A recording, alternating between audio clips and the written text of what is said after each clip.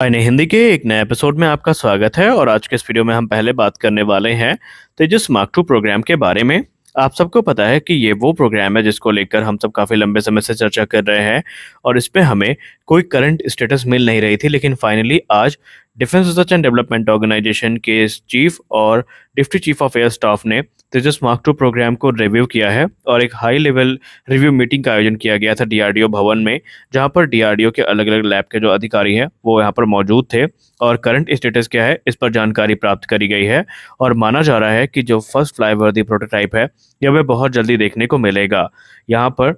Meeting के दौरान तेजस mark two programme की इंपॉर्टेंस पर चर्चा की गई है और भारतीय वायुसेना ने अपनी चिंताओं को भी व्यक्त किया है। आपको बता दें कि तेजस मार्क टू प्रोग्राम के लिए जो फंड्स हैं ऑलरेडी इशू किए जा चुके हैं और एक संभावना ये है कि हमें आने वाले 1 वर्ष के अंतर्गत ये एयरक्राफ्ट देखने को मिल सकता है। अब अगर हम तेजस मार्क टू की टाइमलाइन की बात करें तो हाल ही में एचएएल चेयरमैन के द्वारा कुछ इंपॉर्टेंट जानकारियां साझा करी गई थी, जहां पर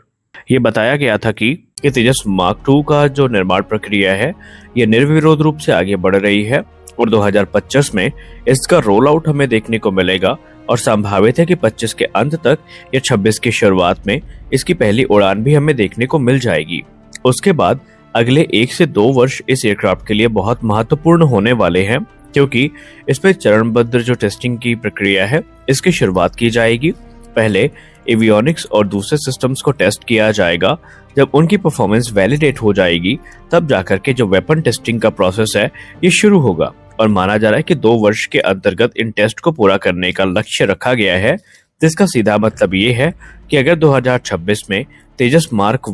2 की पहली उड़ान होती है तो 2028 तक इसके टेस्ट कंप्लीट कर लिए जाएंगे और उसके बाद 2029 में जो पहला एयरक्राफ्ट है ये भारतीय वायुसेना को डिलीवर कर दिया जाएगा। आपको एक बात बताते चले कि तेजस मार्क 2 का जो इनिशियल ऑपरेशनल कैपेबिलिटी होगी इसमें एयर टू एयर और एयर टू ग्राउंड जो वेपनरी है इनको शुरुआत पर लिमिटेड रखा जाएगा, लेकिन बीतते समय के साथ चरणबद्ध प्रक्रिया के अंतर्गत ये जो सिस्टम है ये अपग्रेड होते रहेंगे, अपडेट होते रहेंगे और नए जो वेपन सिस्टम है ये तेजस मार्क 2 का हिस्सा बनते रहेंगे। अब यहाँ पर आपको बताते चले कि भारतीय वायुसेना 200 से ज्यादा तेजस मार्क 2 फाइटर जेट्स को लेकर के इंटरेस्टेड है और उसके पीछे की वजह ये है कि भारतीय वायुसेना को इन एयरक्राफ्ट की सहायता से जो जैगुआर, मिराज 2000 और मिग 29 यूपीजी की फ्लीट है इन्हें 2040 तक कंप्लीटली रिप्लेस कर देना है और ये भारतीय वायुसेना की ताकत को कई गुना ज्यादा बढ़ाएंगे। वहीं कुछ लोगों का ये भी कहना है कि भारतीय वायुसेना को अब चाहिए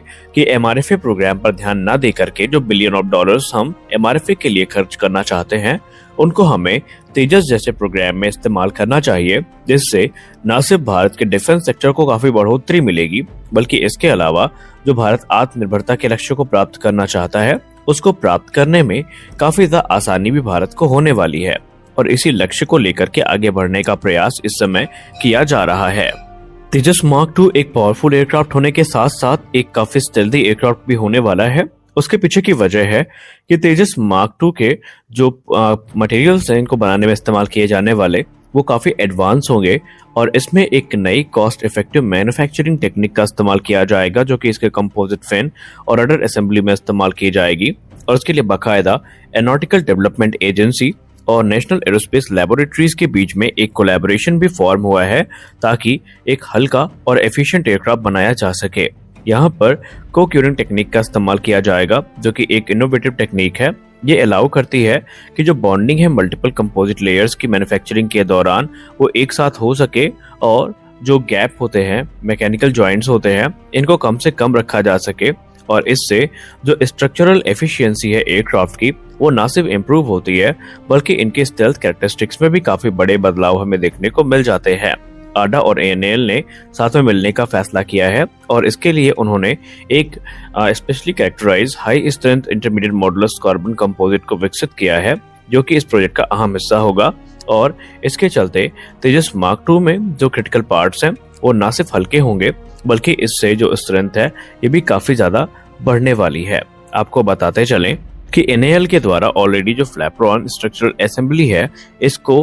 विकसित कर लिया गया है, जिसको एनएएल ने आडा को 5 अक्टूबर 2023 को हैंड ओवर कर दिया था। अब यहाँ पर जो एडवांस मटेरियल्स हैं इनका निर्माण किया जाएगा और वो तेजस मार्क 2 का हिस्सा बनेंगे। वहीं जैसा कि हमने आपको शुरुआत में कहा कि भविष्य में तेजस मार्क टू को नियमित अंतराल में अपग्रेड मिलते रहे, तो इसका भी ध्यान रखा गया है। तेजस में आपको जो मॉड्यूलर डिजाइन फिलॉसफी है ये देखने को मिलेगी, यानी जैसे जैसे सिस्टम अपग्रेड होते रहेंगे उनका इंटीग्रेशन उतना ही ज्यादा आसान होता रहेगा। सबसे खास जो इम्प्रूवमेंट आपको देखने को मिलेगी तेजस के पुराने मॉडल्स की तुलना में नए मॉडल में, वो है एक मॉडुलर डिजाइन फिलॉसफी जो कि इसके इंजन बे तक है। जी हाँ, तेजस मार्क टू में एक मॉडुलर इंजन बे को हम देखेंगे, जिसका सीधा मतलब ये है कि मौजूदा तेजस मार्क टू भले ही जनरल इलेक्ट्रिक F414 इंजन से पावर्ड हो, लेकिन आने वाले भविष्य में जब 110 किलोटन ट्रस्ट क्लास का इंजन बन के विकसित हो जाएगा भारत में, तो उसके बाद उस इंजन का जो इस्तेमाल है वो यहाँ पर किया जाता रहेगा।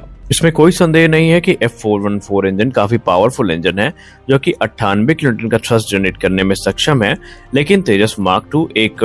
दशकों तक सर्विस में रहने वाला है, तो उसका सीधा मतलब ये है कि इसमें हमें और भी एडवांस अपग्रेड की जरूरत पड़ेगी, फिर उसमें चाहे इंजन स्वैप करना पड़े या दूसरी चीजें हैं वो करनी पड़े। तो ऐसे में हमें जो एक्सटेंसिव मॉडिफिकेशंस हैं या मेजर मॉडिफिकेशन है इसके लिए वो करने नहीं पड़ेंगे, बल्कि जो मॉडुलर डिजाइन फिलॉसफी है वो यहाँ पर एक गेम चेंजिंग भूमिका निभाने वाली है। तो तेजस मार्क टू न सिर्फ एक कैपर्ड फाइटर एयरक्राफ्ट होने वाले हैं, बल्कि ये काफी रिलायबल भी होंगे और भारतीय वायुसेना का जो अनुभव अभी तक तेजस के साथ रहा है उसको काफी ज्यादा ये इनहेंस भी करेंगे।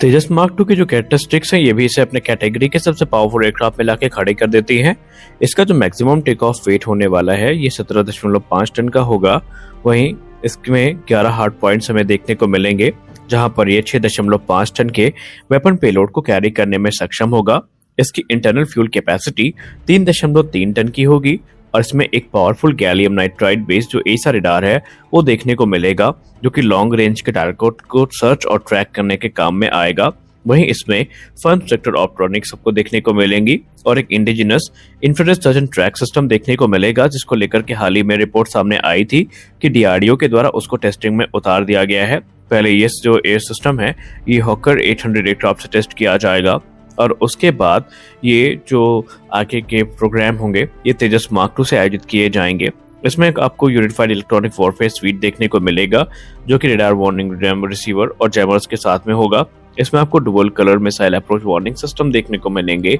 मल्टी सेंसर डेटा फ्यूजन और नेट सेंट्रिक वॉरफेयर कैपेबिलिटीज देखने को मिलेगी। हथियारों की बात करें तो ये लगभग इंडियन मेड वेपन्स जितने हैं सभी को कैरी करेगा, फिर चाहे वो अस्त्र सीरीज की मिसाइल हो, रुद्रम सीरीज की मिसाइल हो या फिर ब्रह्मोस सीरीज की मिसाइल्स हो। आपको बताते चलें कि इसमें एक लार्ज एरिया डिस्प्ले भी देखने को मिलेगी, स्मार्ट हेड अप डिस्प्ले देखने को मिलेगा, एक नया fly by wire flight control system देखने को मिलेगा, upgraded digital flight control computers देखने को मिलेंगे और भी बहुत सारे सिस्टम हैं जो देखने को मिलेंगे, जो इसे एक पावरफुल एयरक्राफ्ट की श्रेणी में लाके खड़ा कर देते हैं। तो आज के इस वीडियो में बस इतना ही, मिलते हैं अगले वीडियो में कुछ और अपडेट्स के साथ, तब तक के लिए